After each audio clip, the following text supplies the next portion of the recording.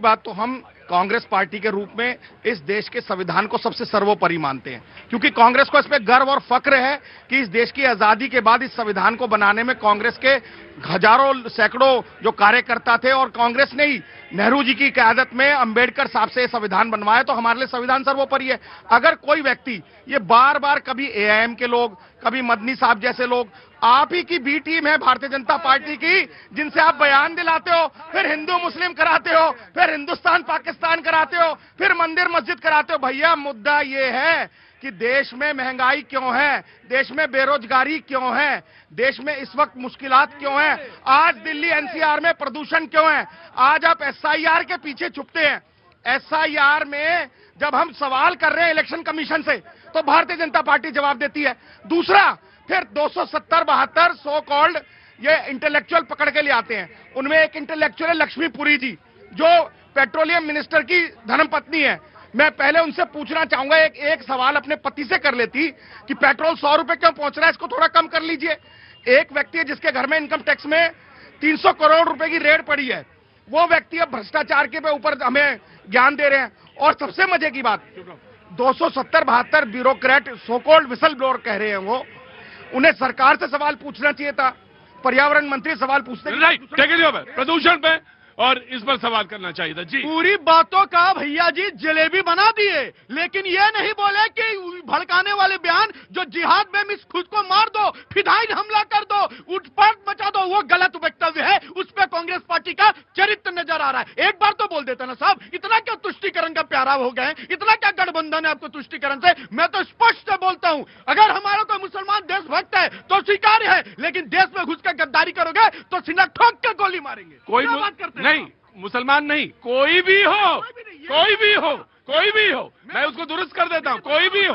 मैं इसलिए कह रहा हूं क्योंकि सबका साथ सबका विकास की बात करने वाली भारतीय जनता पार्टी है, लेकिन तुष्टिकरण की गथा को रचने वाली Congress party. Right, taken your view, taken your view. जी अमित आइए, समाजवादी पार्टी को बुलाना चाहता हूँ। कांग्रेस पार्टी ने अभी कहा मुद्दे की बात कीजिए। अभी परसों से संसद शुरू हो रहा है ना, कांग्रेस पार्टी ने नोटिस दिया क्या कि महंगाई पे बात होनी चाहिए? नहीं दिया है। बात बेरोजगारी पे कांग्रेस पार्टी ने नोटिस दिया है क्या? नहीं दिया है। ये भी सत्र पूर्व की सत्र के तरह एसआईआर के नाम पे खत्म। लेकिन ये इस पर बोला है राहुल गांधी ने कि ये जो पोल्यूशन है उस पर बात होनी चाहिए, ये तो बोला है। बोला है, प्रेस के माइक के सामने बोला है। नोटिस दिया जाता है, बोलने से नहीं। संसद से चलेगी देश, सड़क से नहीं चलेगा। ये लोग सड़क से चलाना चाहते हैं, यही इनकी पीड़ा है। ये बात कर रहे थे बीएलओ की, ये बात कर रहे थे अभी बुद्धिजीवी की। अरे भारत में बुद्धिजीवियों का पहला वो 64 लोग कौन थे जिन्होंने मुख्यमंत्री रहते हुए नरेंद्र मोदी को वीजा देने की बात कही थी, वीजा न देने की बात की? अमेरिका को आपने क्यों नहीं विरोध किया कि भारत के अंदर का मामला है? आपने कैसे अमेरिका को लिखा? उस समय आपकी सरकार थी। यही बुद्धिजीवी जब कहते हैं लता मंगेशकर की भारत का अगला प्रधानमंत्री मोदी को होना चाहिए, तो यही बुद्धिजीवी उनसे भारत रत्न मांग लेते हैं। कांग्रेस पार्टी उसका समर्थन करती है। ये बुद्धिजीवियों का खेल हमने देखा है। अवार्ड वापसी भी, नाम मत लेना, एक एक नाम जी।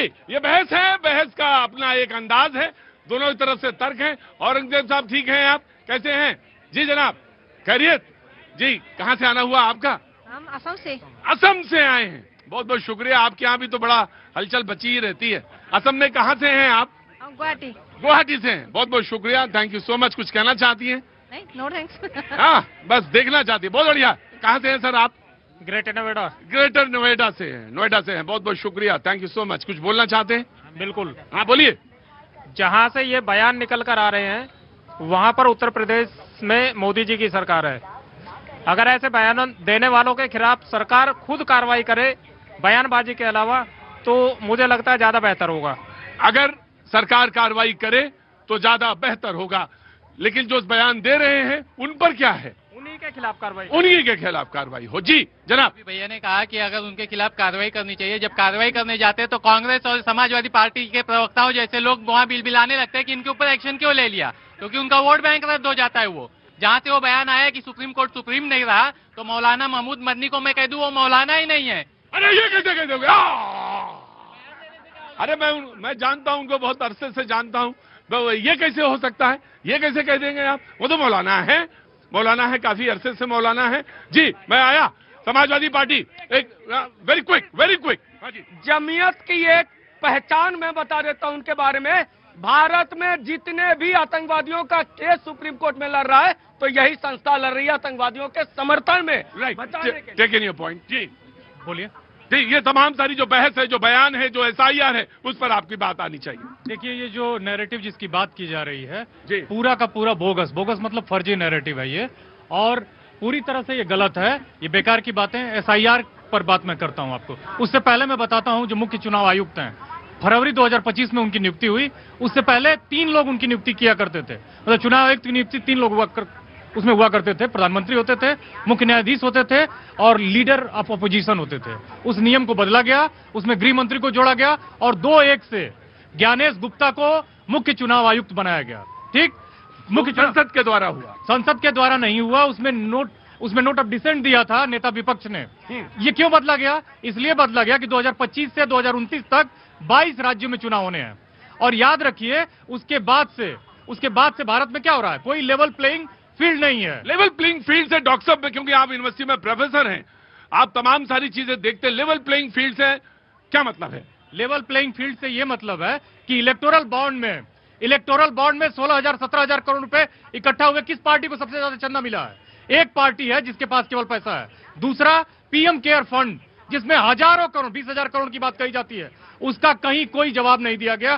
सारा पैसा इनके पास है। ED, CBI, IT, ये पूरा एक सरकार के मतलब स्टूज की तरह काम कर रहे हैं। अब आप ED को लीजिए। ED ने 90 से 95% विपक्ष के नेताओं पर छापा मारा है। आपको मालूम है कन्विक्शन रेट क्या? उसमें 0.5% के आसपास है। गलत। ये डॉक्टर साहब गलत है, ये गलत है। बस यहीं पे पकड़े भैया जी। मैं आ रहा हूँ, मैं डॉक्टर साहब। भैया जी, समाजवादी पार्टी के प्रवक्ता ने कहा कि सबसे ज्यादा इलेक्टोरल बॉन्ड में किसको चंदा मिला।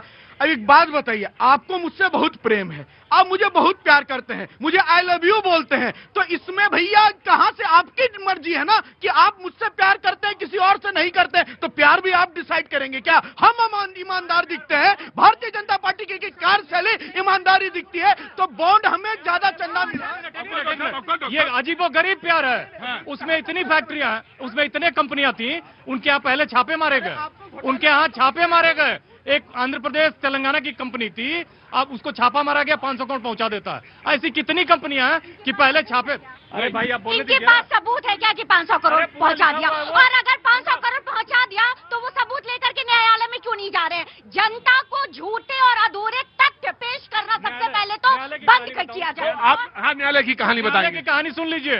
देखिए, जनता सब जानती है और न्यायालय की कहानी सुनिए। एक चीफ जस्टिस अपने ही सेक्सुअल हरासमेंट के केस में अपने ही चेयर करता है। नाउ डॉक्टर साहब, नाउ प्लीज लिसन। डॉक्टर साहब, मैं आपकी सारी बात सुनूंगा।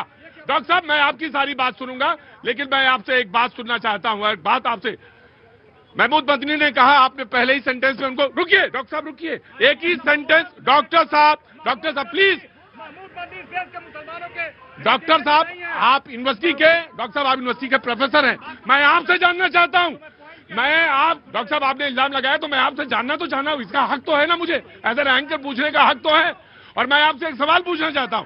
जो महमूद मदनी साहब कह रहे हैं कि न्यायालय दबाव में है या कोर्ट दबाव में है, आप भी तो वही कह रहे हैं। आइए बताओ, मैं बताता हूं देश के न्यायालय क्या कर रहे हैं। मैंने बताया ना, चीफ जस्टिस का सेक्सुअल हरासमेंट का केस अपने को खुद मुक्त कर दिया, चेयर किया उसको, फिर बाद में राज्यसभा ले लेता है वो आदमी। एक चीफ जस्टिस आरती उतारता है। भाई, जब आप पद पे हो तो आप एक बड़े नेता के साथ आरती उतारोगे? तीसरी बात सुन लीजिए आप।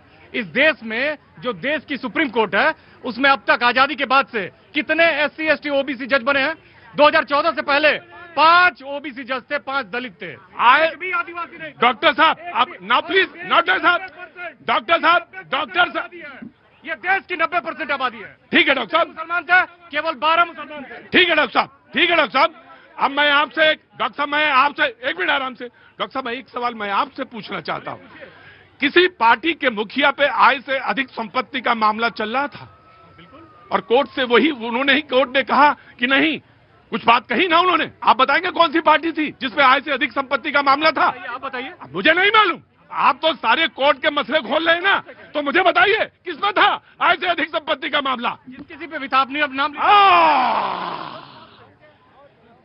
ये सेलेक्टिव नैरेटिव।